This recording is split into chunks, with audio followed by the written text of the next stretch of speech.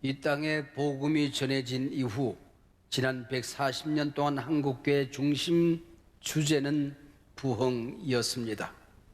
한국교회에서 부흥이라고 하면은 성경적 의미와 상관없이 교회의 양적 성장을 의미했습니다.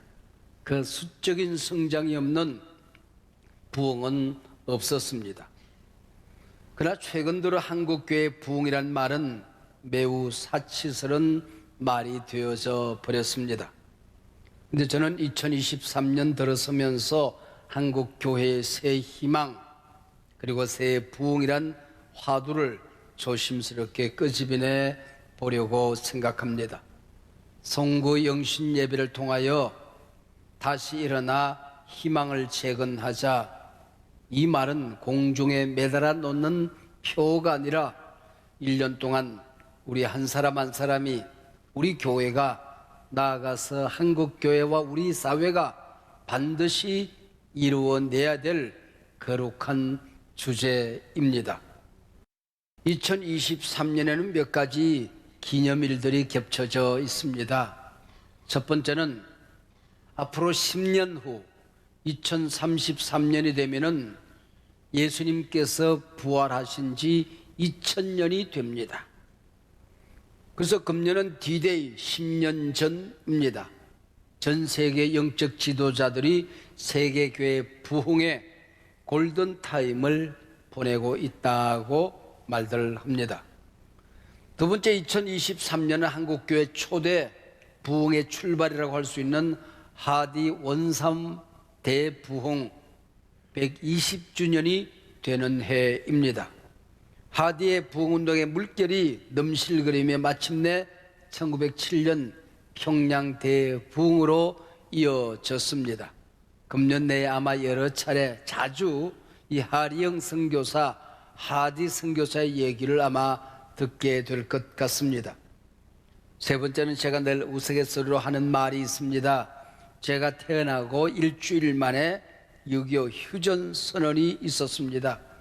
만약 내가 안 태어났으면 이 나라가 어쩔 뻔했을까 하고 싱거운 소리를 하곤 합니다.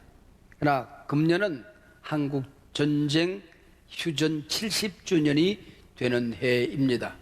유대도 70주년을 맞이하며 포로에서 돌아왔듯이 우리도 종전되고 평화 통일이 되기를 그렇게도 갈망했건만은 지금 남북 관계는 점점 더 어려워져 가고 꼬여만 가고 있습니다. 네 번째, 우리 기념비적인 사건이 있었습니다. 50년 전 1973년 여의도 광장에서 있었던 빌리 그레암 대부흥 전도 집회였습니다. 금년에 아마 50주년 행사가 적지 않게 있을 것이라 기대가 됩니다. 마지막 나아가 2023년 금년은 지난 3년 코비드-19 팬데믹이 끝이 나고 이제 엔데믹, 소위 위드 코로나로 들어서는 원년이 되지 않을까 기대를 해보게 됩니다. 무엇보다도 교회의 비정상적인 상황 속에서 있었던 온라인 예배와 온라인 모임이 이제는 현장 예배, 정상적인 만남과 모임들이 이루어지기를 기대해 보는 겁니다. 한국 교회는 전 세계 기독교 역사상 가장 급성장한 기록을 가지고 있습니다. 근데 불행하게도 가장 급성장한 이 부작용으로 말미암아, 후유증으로 말미암아 가장 빨리 무너지는, 몰락하는 또 다른 기록을 가지게 되었습니다. 제3의 기록, 제3의 기적을 만들어야 될 과제를 짊어지고 있습니다. 무너지다가 가장 빠른 시간 내에 다시 일어난 교회가 한국교회다라는 기록을 남기고 싶습니다. 그래서 저는 감히 2023년 교회의 본질로 돌아가는 부흥이란 말이 우리에게 실감이 나는 멋진 기회로 만들어 보자는 것입니다. 언제나 위기는 하나님께로 돌아오라는 초청장입니다. 본질로 돌아가라고 하는 Back to the Bible, 성경으로 돌아가라는 하나님의 부름입니다. 오늘 본문은 죽었던 성전 제사가 살아났습니다. 무너진 성벽이 수축되어졌습니다. 백성들이 각자 가정의 기반을 다졌습니다. 근데 그 안에 있어야 될 것들이 없었던 겁니다. 아직 예배가, 기도가, 하나님의 말씀이 하나님께 나가는 통로가 아직 일어서지 못하고 있었던 것이죠. 그래서 백성들이 다시 모여서 말씀을 듣고 우리가 일어서겠습니다. 우리가 다시 일으키겠습니다. 다시 성전의 제사를 살리겠습니다 하고 서약하는 아름다운 장면을 보고 있는 것입니다. 에스라의 말씀 부흥을 듣고 한번 통곡하고 끝난 것이 아닙니다. 감정적인 부흥에서 끝난 것이 아니라 구체적인 결단을 하고 실천 목록을 만들어서 백성들이 사인을 하고 하나님 앞에 헌신을 했던 것입니다. 그래서 오늘 설교 제목이 영광스러운 사인입니다. 오늘 우리도 이 영광스러운 사인에 동참하고 싶습니다. 한국 교회가 일어서기 위하여 우리가 먼저 일어서겠습니다. 다시 헌신하겠습니다. 기도하겠습니다.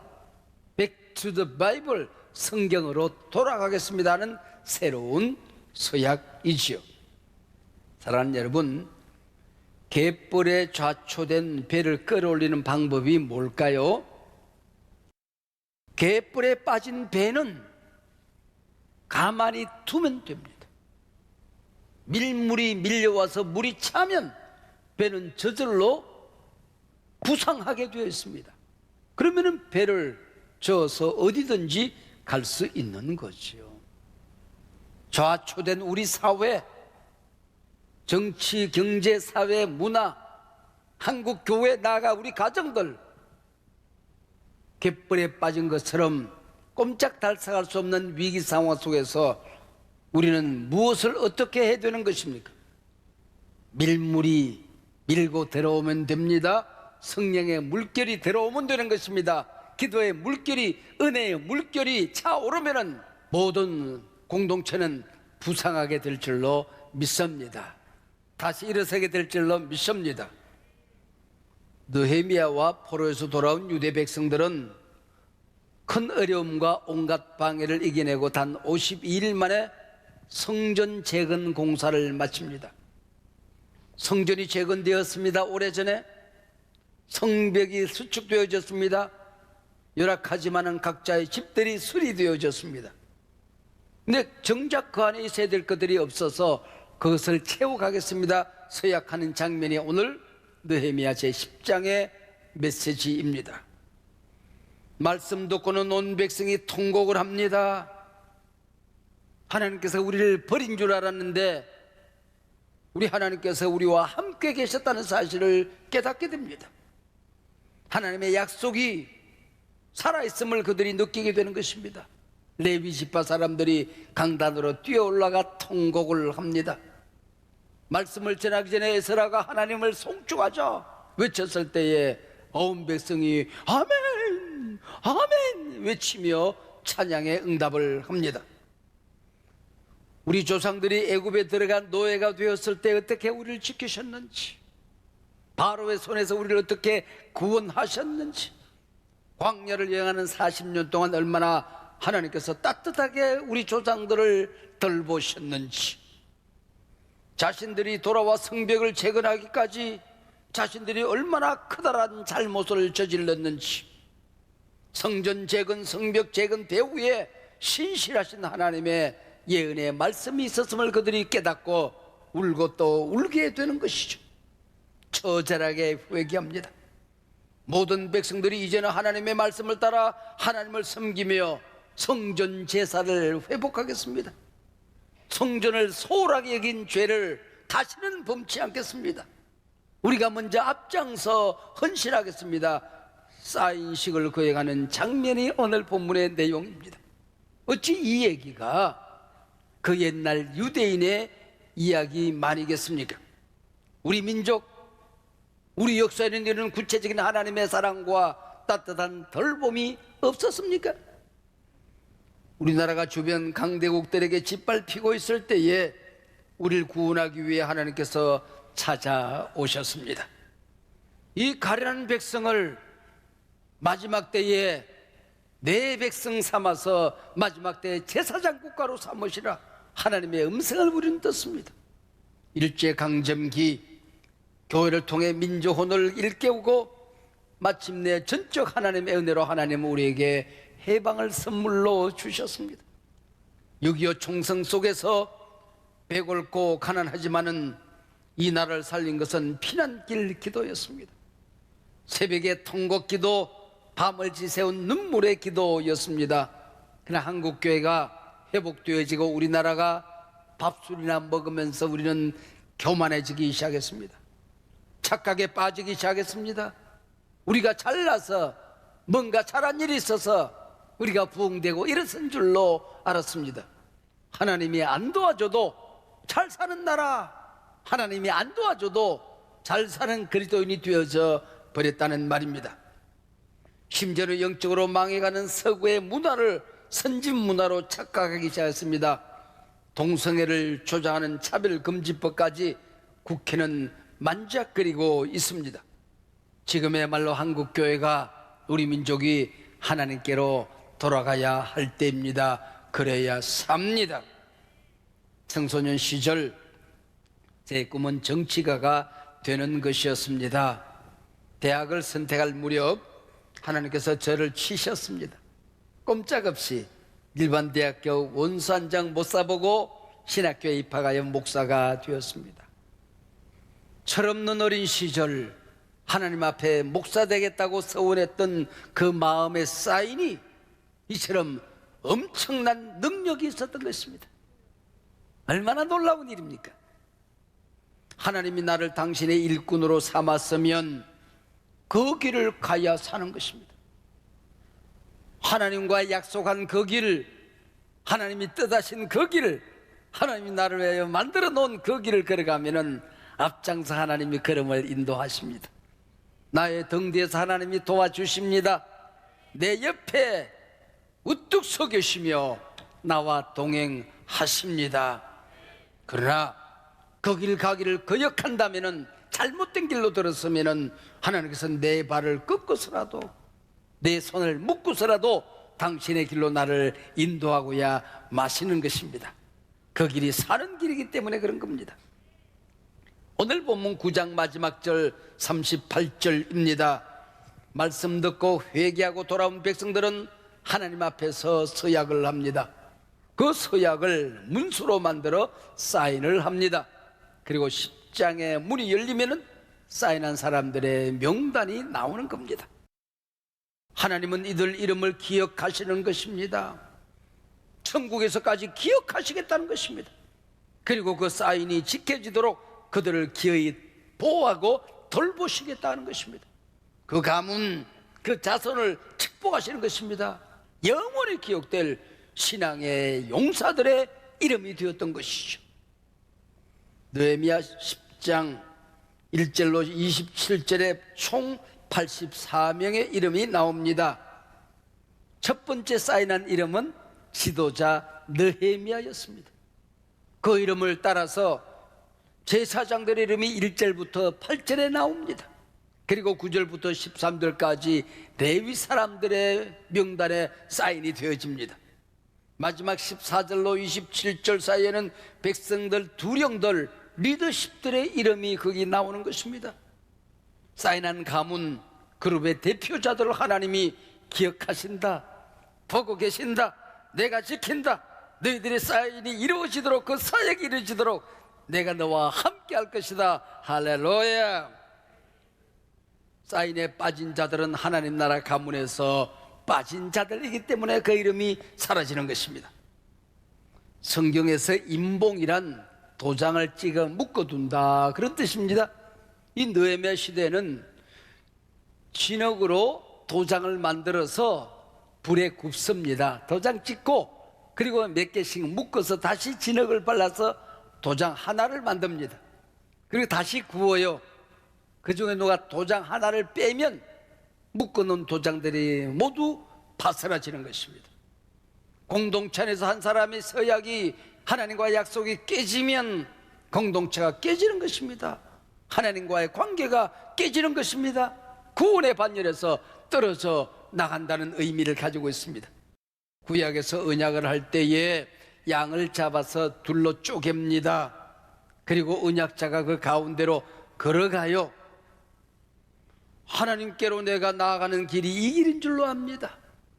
그러나 제가 이 언약을 깨트리면 이 양이 쪼개지듯이 내 몸이 쪼개져도 하나님과의 관계가 깨져도 좋습니다 하는 서약이었던 것이죠. 생명 걸고 지킬 때에 하나님이 나를 도우신다는 믿음이 있었던 것이죠.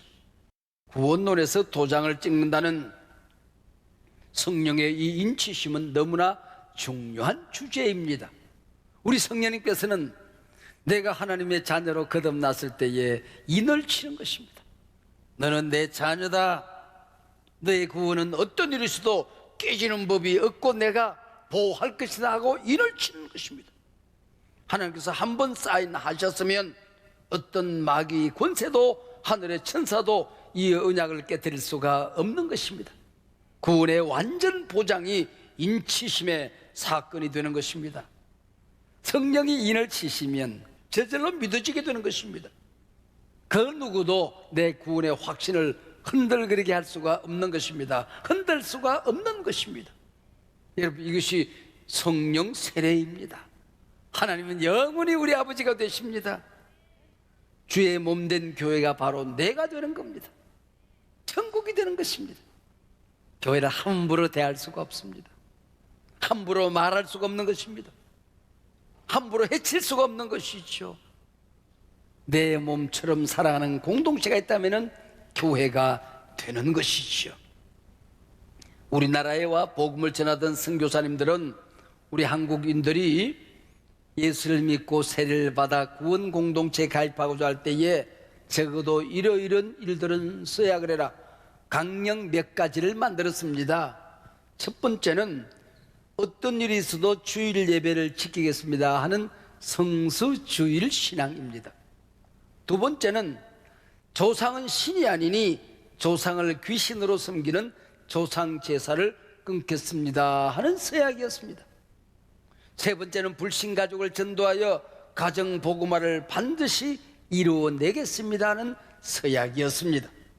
네 번째는 농사를 하든 장사를 하든 심지어 남의 집 모섬사를 해도 하나님 앞에 11조를 도둑질하지 않겠습니다 하는 서약을 했습니다. 이 강령들이 장로 임직 강령이 아닙니다. 세례받아 예수 믿어 구원받고 하나님의 자녀로 살겠습니다 하는 최초의 가장 기본적인 서약이 바로 이런 서약이었던 것이죠. 그래서 오늘 본문에서도 성벽 재건 후 일어난 부흥 서약에서 10장 31절 이하에 안식일 신앙 성수주의를 하겠습니다 하고 백성들이 사인을 하는 것입니다. 시간이 생명이 내 것이 아니라는 것입니다. 천지를 지으시고 나를 빚어 만드신 하나님의 시간 질서인 성수주의를 반드시 지키겠습니다 하고 약속하는 것입니다. 히브리인들은 안식을 지키기 위해 생명을 걸었습니다. 아니, 생명을 지키는 것보다 더 소중히 안식일 신앙을 지켰다는 것입니다. 구약의 안식일이 예수님께서 부활하신 이후에는 주일 로드스데이로 바뀌어지게 된 것입니다. 로드스데이, 나의 날이 아니라는 겁니다. 주님의 날이라는 것입니다. 내가 어떤 계획을 할 수 있는 날이 아닙니다. 이미 잘라서 바친 날입니다. 그 속에 무엇을 해야 될 것인지 이미 정해져 있는 날이라고 하는 것입니다. 주인이 따로 있다는 것이죠. 그날은 세상의 모든 일을 멈추고 하나님께 나와 예배하고 봉사하고 감사하는 날입니다. 부활의 날입니다. 죽었던 영혼이 살아납니다. 죽어든 내 마음이 더 살아나는 것입니다. 쓰러지고 넘어졌던 심령들이 우리 기업이 관계가 하나님과의 관계가 다시 살아난 날입니다. 부활의 날입니다. 할렐루야.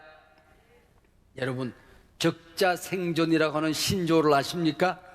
이긴 자가 살아남는 적자생존 말고 적자 보는 자가 이긴다는 겁니다. 손해보는 자가 이긴다는 거예요. 여러분, 주일을 하나님 앞에 드리고 6일을 살 때에 손해보는 것 같지만은 하나님 앞에서 보면 그 하루가 남아있는 걸, 하나님 앞에 11조를 봉헌하고 살아가면 손해보는 것 같지만은 하나님 앞에서 그것만 남는 걸. 신동아건설의 최순영 회장이 63빌딩을 세웠습니다. 그리고 말년에 그분은 그런 얘기를 하더라고요. 평생을 기업을 일으켰는데 남은 것이 하나도 없대요. 마지막에 그 당시에는 푼단에 불과했는데 온누리 교회와 할렐루야 교회를 세웠대요. 근데 이 두 개만 남아있더랍니다. 하나님 앞에 서려고 하니 63빌딩도 내 것이 아니더래요. 신동아 건설도 내 것이 아니더래요. 어떤 기업도 내 손에 남아있는 게 없는데 두 교회만 남아있더랍니다. 요즘은 성수주일이 한 3시간쯤 돼요. 교회 오는 시간, 예배하는 시간, 돌아가는 시간. 그러나 안식일 신앙은 24시간을 거룩하게 지키는 것입니다. 예배 시간은 물론 나머지 시간도 환자들을 돌봅니다. 병원을 신방합니다. 낙심자들을 돌봅니다. 목장 식구들의 신앙을 점검하며 하루를 보내게 되는 것입니다. 미국 러시모어 사는 덕엔 오늘의 미국을 만든 위대한 대통령 4명의 얼굴이 크게 새겨져 있습니다. 조지 워싱턴, 아브라함 링컨, 토마스 제퍼슨, 테오도로 루즈벨트입니다. 초대 대통령 조지 워싱턴은 혁명 중에도 반드시 전 국민이 주일날 되면 하나님께 나아가 하나님의 말씀을 듣도록 권면했습니다. 아브라함 링컨도 마찬가지입니다. 남북 전쟁 중에도 주일에는 전쟁을 멈추고 병사들과 함께 예배를 드렸습니다. 테오도로 루즈벨트, 내 인생의 최우선 순위는 주일날 하나님의 집에 가서 말씀을 듣는 일이라고 외쳤던 사람이죠. 토마스 제퍼슨, 미국 독립선언서는 하나님의 말씀에 터하여 성수주일 신앙의 기초를 두고 있다고 외쳤던 사람입니다. 하나님의 말씀으로 하나님 앞에 나아가 예배하는 신앙으로 미국을 세웠던 인물들, 그분들의 얼굴이 크게 새겨져 있습니다. 두 번째 사인이 본문에 나옵니다. 오늘 본문 느헤미야 10장입니다. 마지막 부분 32절로 39절에서 온전한 11조 봉헌을 약속하고 사인합니다. 백성들은 먼저 하나님의 성전을 소홀히 여겨서 이방인들의 조롱거리가 되게 한 죄를 회개하는 것입니다. 다시는 우리가 하나님의 전을 허약하게 버려주지 않겠다는 다짐이었습니다. 32절 하나님의 전을 위하여, 33절 하나님의 전의 모든 일을 위하여, 35절 여호와의 전에 드리기로, 39절 우리가 우리 하나님의 전을 버려두지 아니하리라. 하나님의 전, 하나님의 집, 하나님의 성전, 교회를 허약하게 버려두지 않겠다는 서약이었습니다. 무엇으로? 35절 첫 열매를, 36절 처음 난 것을, 37절 11조를, 소산물의 11조를, 38절 11조를 온전히 봉헌하겠습니다 하는 서약이었습니다. 우리가 부자로 살든 가난하게 살든 돈이 우리의 주인이 되어서는 아니 된다는 것입니다. 돈이란 놈은 만몬, 즉 돈귀신이 되어서 내 삶의 주인 자리를 놓고 하나님과 경쟁할 만큼 힘이 있습니다. 그래서 이 사인은 내 인생의 주인이 돈이 아니라는 것을 선언하는 것입니다. 하나님이 내 인생의 주인입니다. 생명의 주인입니다. 내 물질, 내 돈주머니, 기업, 직장의 주인이 하나님입니다 하는 고백이었습니다. 시간도 몸도 직장도 사업도 하나님의 주인이십니다. 11조는 내 인생의 사업대에 뿌려지는 종자와 같다고 옛날 어른들은 가르쳤습니다. 농부는 배가 고파도 종자를 먹지는 않습니다. 아무런 갈등 없이 종자는 다시 논밭에 뿌려지는 것입니다. 하나님으로부터 온 은혜를 다시 하나님께 돌려드리는 종자, 그 11조라는 것이죠. 그저 지난 수천 년 11조는 구원받은 백성들이라면 기쁨으로 드려졌습니다.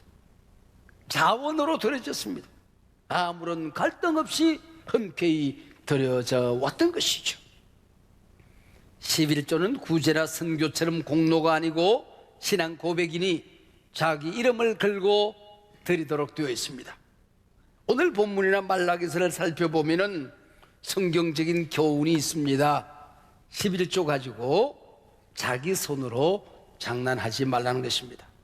내가 섬기는 전, 하나님의 말씀을 내가 먹는 몸담은 전에 드리도록 되는 것입니다.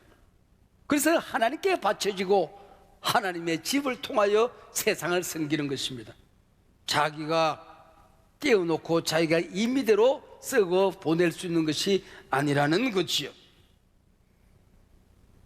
미국 청교도들은 최초로 화폐를 만들면서 그때부터 지금까지 모든 돈에 새겨놓은 이런 글귀가 있습니다. In God we trust. In God we trust. 우리는 아무리 돈이 많아도 돈을 믿고 살지 않는다는 것입니다. 아무리 가난해도 돈 때문에 살지 않는다는 것입니다. 우리는 하나님을 믿는다. 하나님을 믿는 믿음으로 산다. In God we trust. 또 다른 교훈이 있습니다. 하나님 앞에 11조를 드리면 물론이지만은 그 10%도 나머지 돈도 In God we trust. 하나님 안에서 성실하게 사용하겠다. 부끄럽게 사용하지 아니하겠다는 서약이었던 것이죠.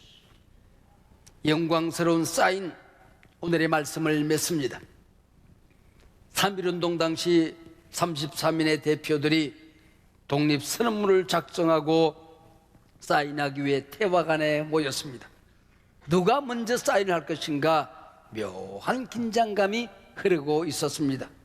서로 사인을 안 하겠다는 것이 아니라 서로 먼저 하겠다는 것입니다. 왜요? 이 사인한 순서대로 잡혀 죽는다는 것을 그들은 알았기 때문입니다. 먼저 죽는다면은 제가 먼저 죽겠습니다, 그 얘기입니다. 그때 남강 이성훈 선생이 우리 가운데 가장 큰 형님, 가장 연세가 높으신 손병희 선생이 먼저 사인을 하시지요. 그리고 돌아가면서 우리가 사인을 하겠습니다. 그 순서는 그렇게 되어져 있습니다. 하나님 앞에 이스라엘 백성들이 모여서 다시는 무너지지 말자, 다시는 수치를 당치 말자, 교회를 성주예전을 허약하게 만들지 말자, 부끄러움을 당하지 말자, 그리고 우리가 하나님 앞에 문서를 만들어 사인하자.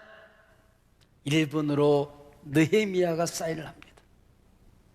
그러면 제사장들이 사인을 합니다. 레위 지파 사람들이 사인을 합니다. 그리고 백성들의 두령 리더십들이 지파별로 가문별로 사인을 하게 되는 것입니다. 오늘 청지기주의를 통하여 주의 몸된 교회를 위해서 이 교회를 허약하게 만들지 않겠습니다. 다시는 세상의 조롱거리로 만들지 않겠습니다. 사인하는 날이 오늘 청지기주일입니다. 주일 성수 어떤 일이 있어도 하나님 앞에 예배 드린 일에 타협하지 아니하겠습니다는 마음의 다짐을 하는 시간입니다. 끝으로 11조 그 몫을 하나님 앞에 온전히 기쁨으로 자원으로 드리겠습니다는 사인을 하는 날입니다. 오늘 이 거룩한 결단이 여러분의 삶이 새로워지고 신앙이 크게 부상하고 여러분의 가문이 빛나는 자손 대대의 주의 백성으로 이어지는 복에 복이 넘치는 귀한 결단이 되시기를 주의 이름으로 축복합니다.